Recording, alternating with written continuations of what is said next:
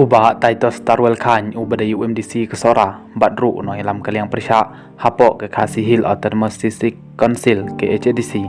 oleh penrem juri ya ke cengkentok jong presiden ke WP ubah Adin Milar Besaimoj ubah laong bagi MDC kidai ki belkut ha ke potrikam ne yap expiry din ubah Titus ulong bagi kentin expired bal pendon kam da uno ilam ke WP kalalong palat liam empat ke balapan mengshimet yo namar ya kene kentin ha obriu la pendon kam tang la da obriu ulayam ulong bayi ki briu ki bekentok kum ya kita ki cek kentin ai ublai un bishar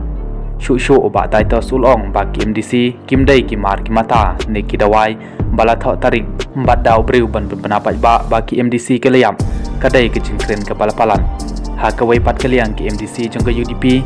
kiladon ha kaliang Kibadon ha kaliang persya ha Khasi Hill Autonomous District Council ke JDC kilapan pau ba kilakwa ba ki election kan long no namar balada ki persya biang ya ke jeng penjalan ya ki election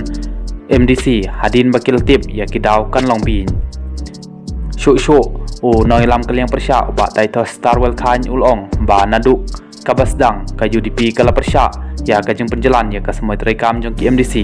Handrai hadin balaya syakmat kajing bebet tambai ya ki konsensi jong ki MDC kum kinong mikmat ki haban simbenta namar kimla banshu ngap jar lani banshu persyalut klaim da ajing mun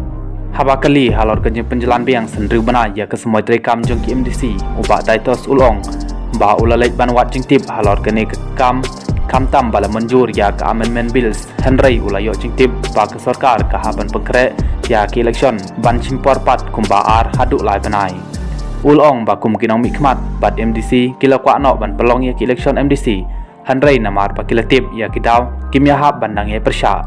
ulei thoro ba ula terwa sya ke sarkar pakan pelong no ha unai wing la no pra mentau snem Handrai ha kini ki banaru kadon ke jing namar kadai ke port exam ha ki school bat sabut saka yom Christmas